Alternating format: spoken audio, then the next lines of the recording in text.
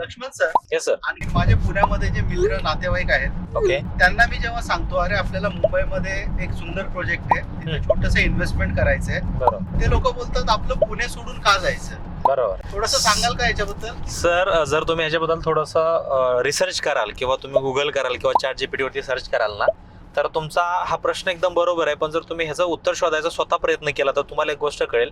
Sir आपले पूर्ण इंडियामध्ये ना 190 to 200 च्या आसपास बिलियनियर्स आहेत.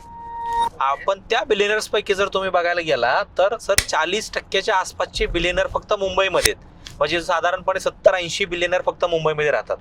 पण म्हणजे या गोष्टीला जर समजून घ्यायचा जर तुम्ही प्रयत्न केला तर तुम्हाला कळेल मुंबईमध्ये जे स्कोप आहेत ना सर, किंवा मुंबईमध्ये जे बिझनेसचे तुम्हाला किंवा ग्रोथचे जे चान्सेस आहेत ना, ते हाय लेवल आहेत. आणि त्याच्यामुळे पूर्ण भारतातूनच नव्हे तर जगभरातून लोक मायग्रेट होतात आहे सर मुंबईमध्ये.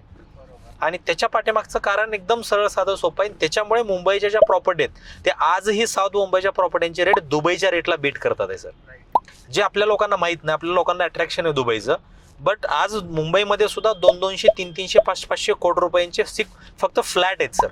आणि त्याच्यामुळे फक्त पुणे मुंबईच नव्हे तर पूर्ण महाराष्ट्रातच नव्हे तर पूर्ण इंडियातल्या कुठल्याही व्यक्तीनं मुंबईमध्ये इन्व्हेस्टमेंट करताना हे फॅक्टर्स अंडरस्टँड करून घेणं आणि त्याच्यावरती पैसे लावणं हे खूप महत्त्वाचं आहे, खास करून रिअल इस्टेट इंडस्ट्रीमध्ये.